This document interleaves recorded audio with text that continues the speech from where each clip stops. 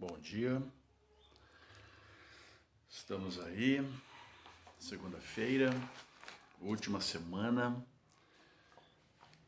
aulas sobre o processo de independência do Brasil. Nós vimos a aula passada o parte 1, falamos daquelas revoltas tidas como nativistas, né? Questionamos isso, vimos também a importância ali do Marquês de Pombal. Temos mais duas sobre independência do Brasil. Vou tentar ver hoje, né? Essa aqui é a aula 37, página 268 e 164. Na verdade, uma é o esquema e o outro é o texto. Vamos tentar seguir esse esquema que está aí. Então, processo de independência 2. A primeira coisa que ele vai citar aqui no nosso esquema é esse contexto internacional, tá? Ou o que estava acontecendo aí.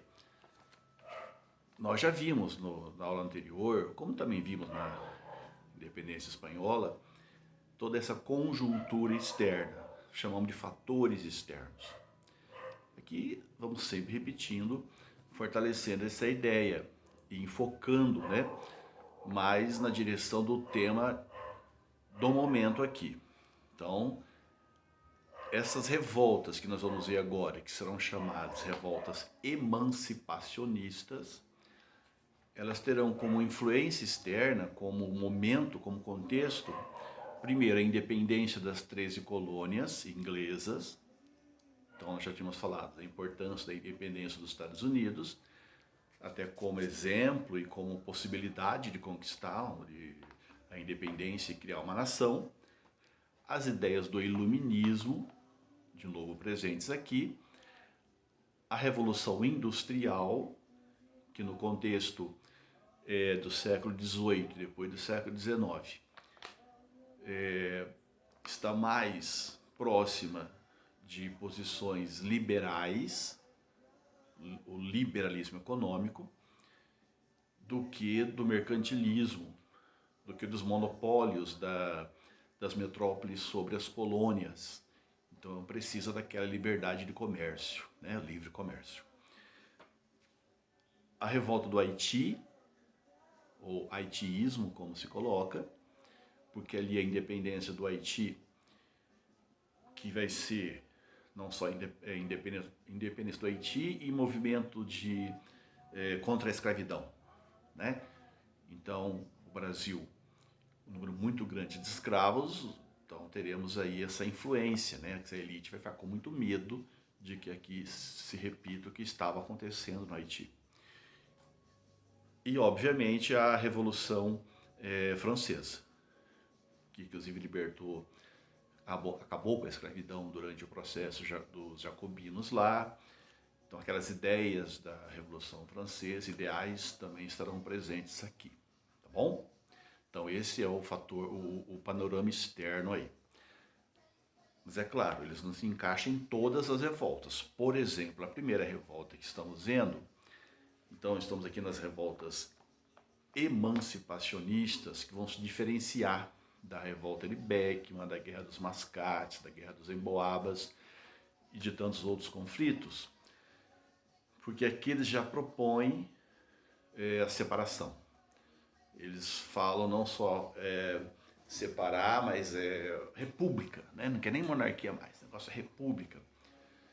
Bom, mas a Inconfidência Mineira acontece antes da revolta de independência do Haiti. Então ela não vai ter, obviamente, a influência desse movimento, fica só ligado nisso.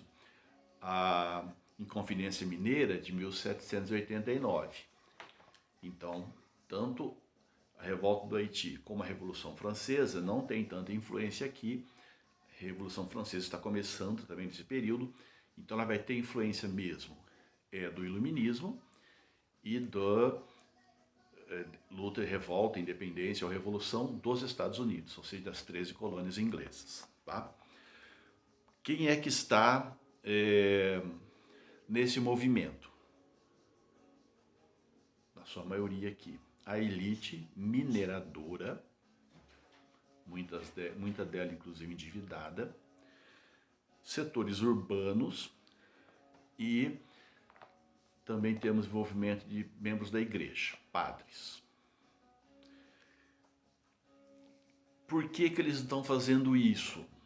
Então eles têm aí, muitos dos jovens dessa época que conseguiam, né? Desde que elite mineradora, iam estudar fora, traziam conhecimento do que circulava no campo das ideias lá fora.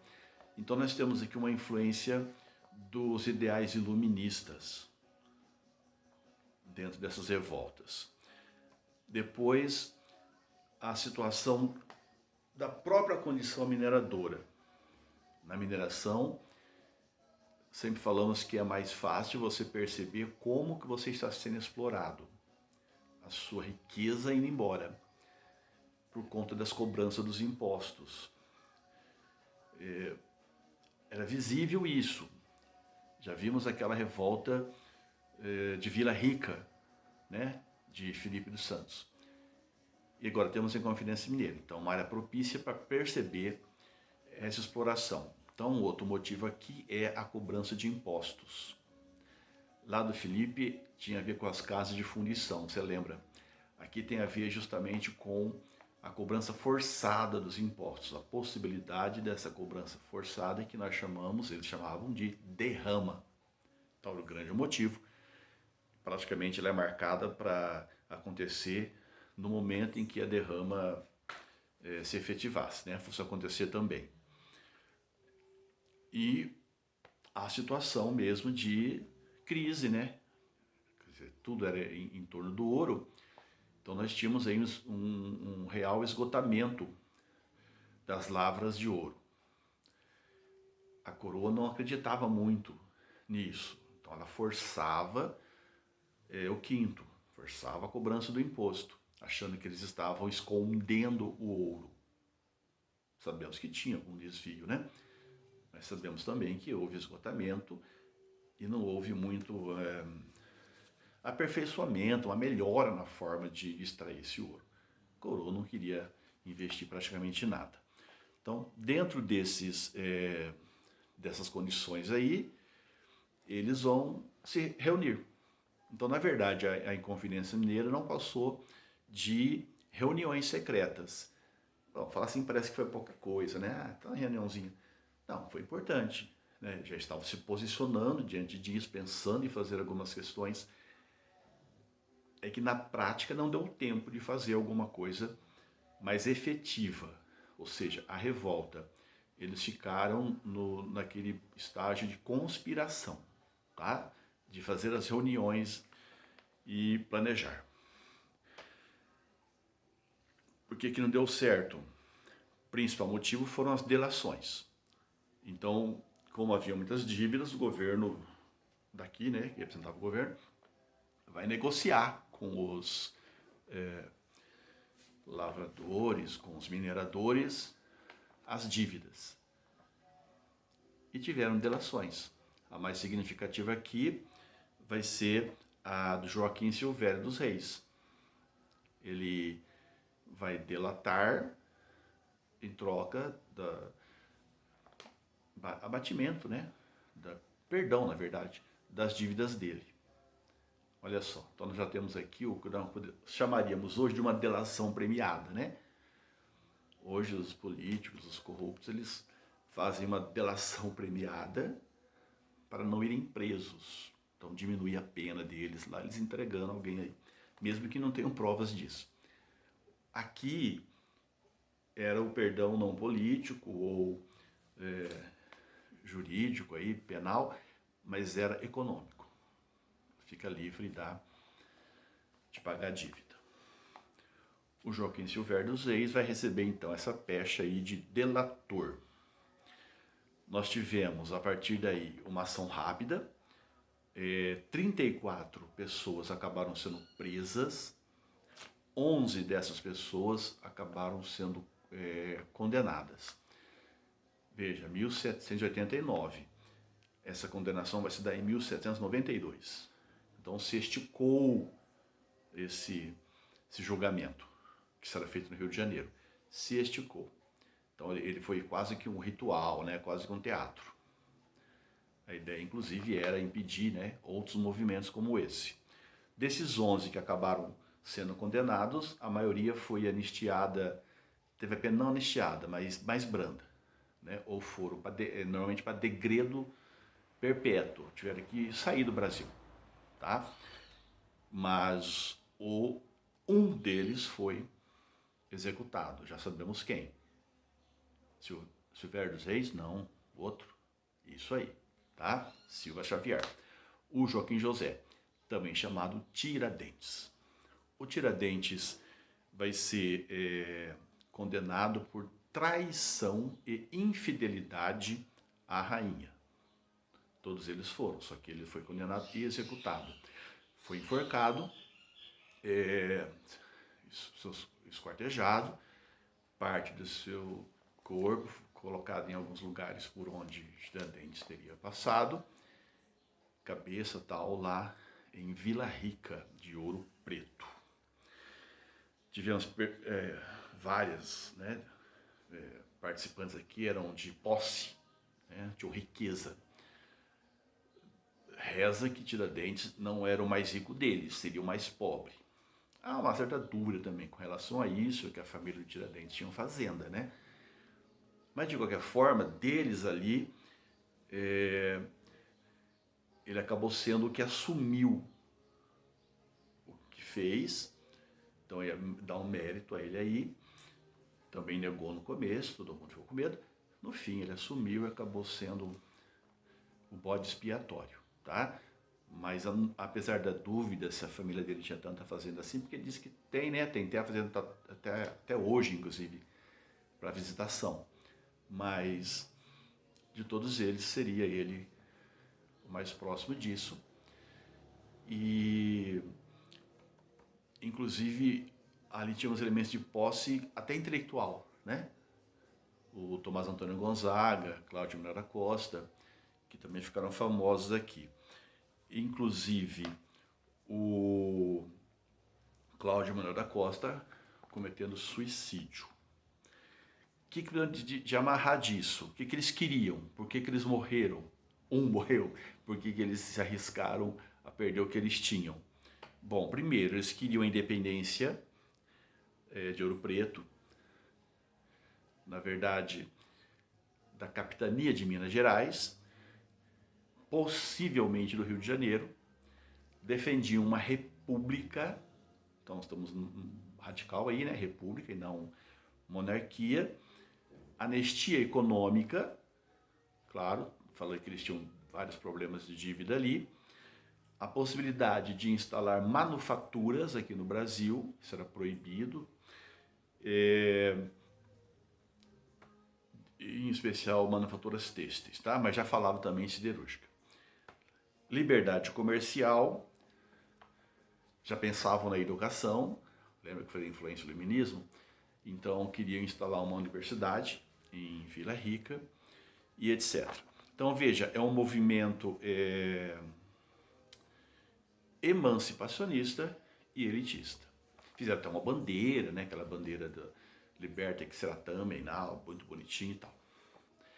O Tiradentes acabou virando primeiro uma maldição, né? Ele foi amaldiçoado, tal, ele, a família dele toda. E depois, na época da proclamação da República, onde tem aquele primeiro momento que é de a reconstrução dos mitos, dos símbolos, etc., ele vai ser alçado aí a categoria de mito, de mártir da República. Já vimos um pouco disso, né, de como é que foi a construção dessa imagem, mas todo mundo vai lembrar, tem até umas gravuras interessantes aí no texto, que é essa proximidade que vai se querer colocar entre Tiradentes e Jesus Cristo, que também foi traído lá por Judas, e a barba grande, e a roupa branca, e a forca e a cruz. Bom, a segunda revolta é a Conjuração Baiana, também chamada Revolta dos Alfaiates, ou Revolta de Búzios. Essa conjuração, ou essa revolta, 1798, Então ela já vai ter a influência, além da independência norte-americana, iluminismo, etc., já a influência da Revolução Francesa e também dos movimentos que estavam acontecendo no Haiti. O que temos de destaque aqui? Ela é mais ampla que a anterior. Lá eu falei que era elitista. Aqui nós temos, além da classe alta, temos povo e temos também membros da elite participando dessa revolta. Ela foi também... participou dela também membros da maçonaria, tá?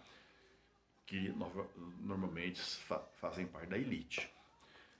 Que destaque temos lá? Vale lembrar aqui, alfaiates, mas tinham lá pedreiros, sapateiros, os alfaiates em número bastante significativo. Mulheres participaram também dessa revolta, vale sempre destacar isso. Por quê? Então, influência das ideias do iluminismo, das revoltas do Haiti e tudo mais. A luta contra a miséria, então a Bahia passava por um processo de crise também econômica, então miséria ali não era pouca coisa.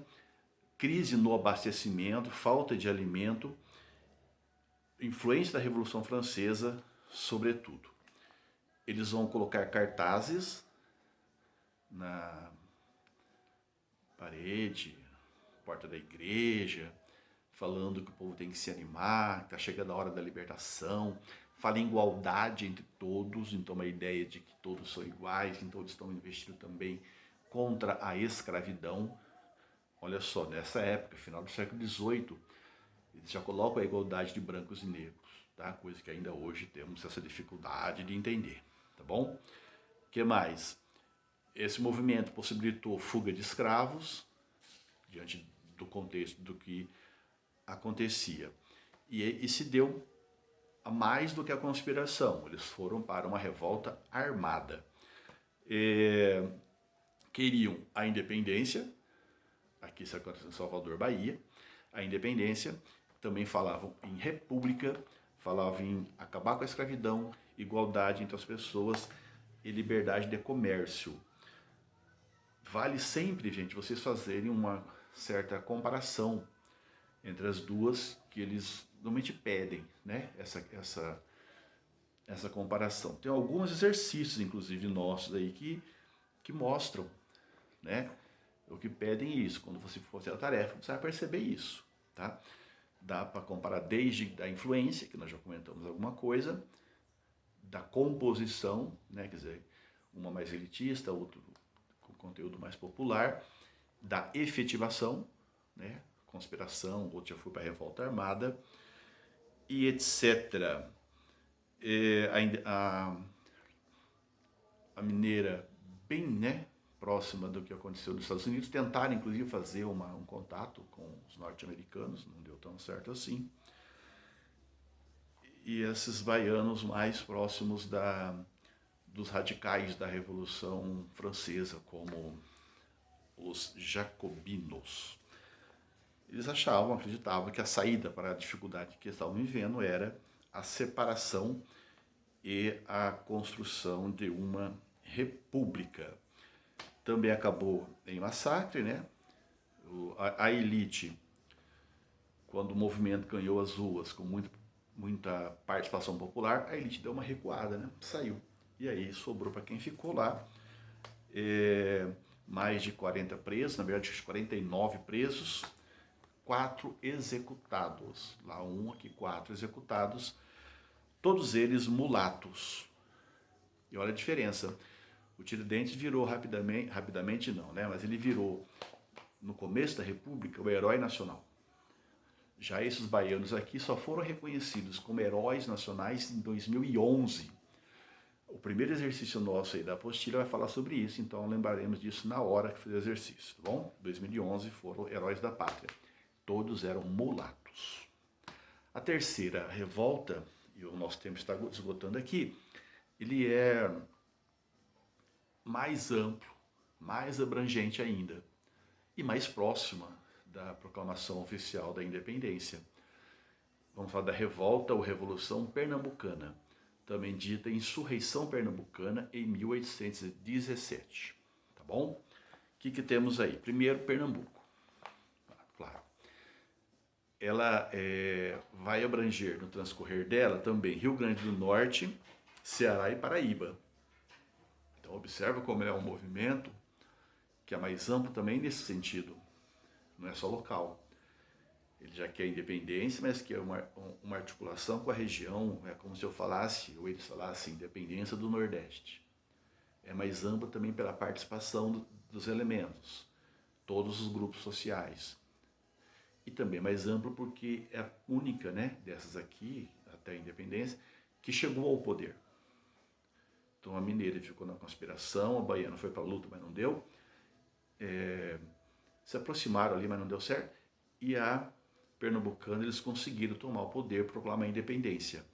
Que não durou tanto, mas conseguiram chegar lá, né? Foi um pouco mais de 2 meses, vamos dizer assim, independentes. Então, 1817, o que nós temos de diferente? Bom, primeiro uma grande questão aqui. A família real estava aqui. Então, a presença da família real na região sudeste fez a região crescer também.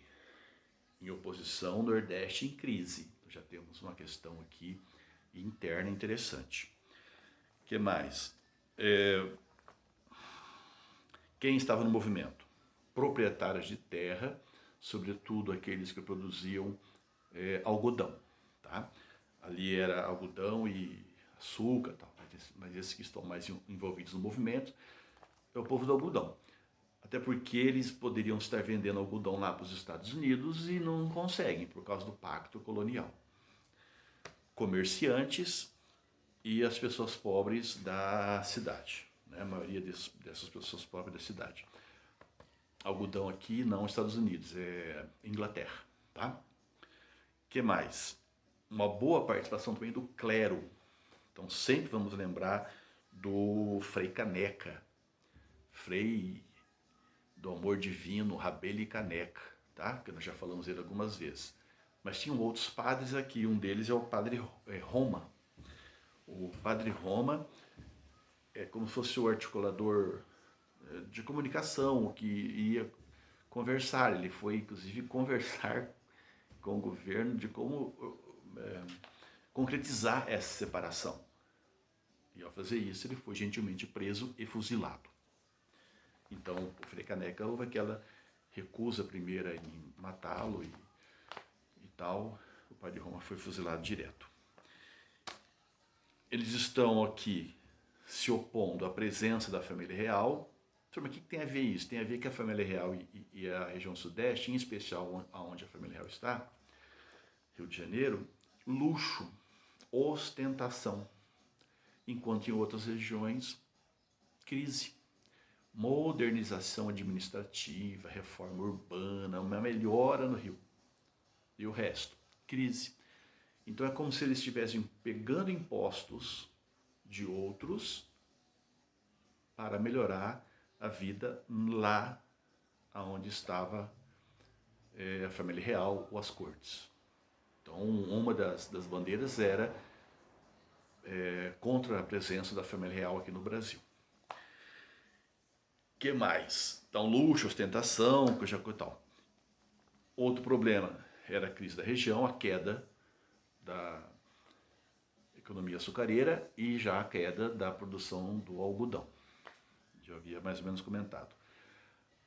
A alta no preço dos escravos africanos, somado ao aumento dos impostos, comparados com o luxo e crescimento do Sudeste. Então, tudo isso norteando aqui.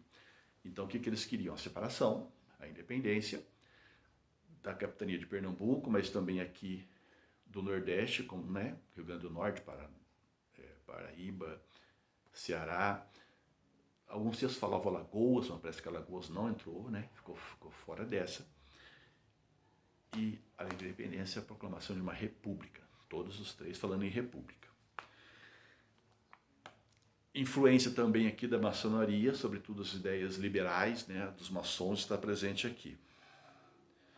Conseguiram tomar o poder por um pouco mais de 2 meses, Os pernambucanos vão falar assim, 75 dias.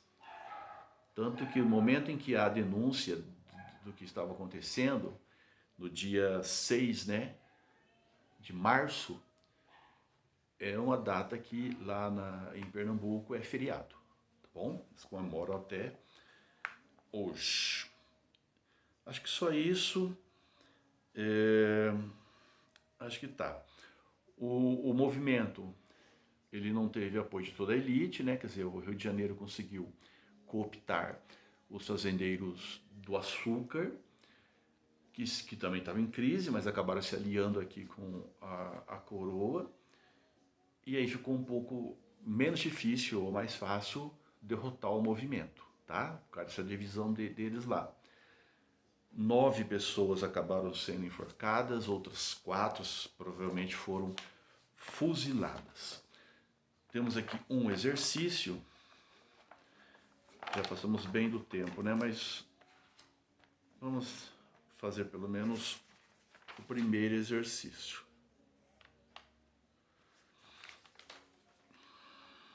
Na página 268, tem aí um exercício.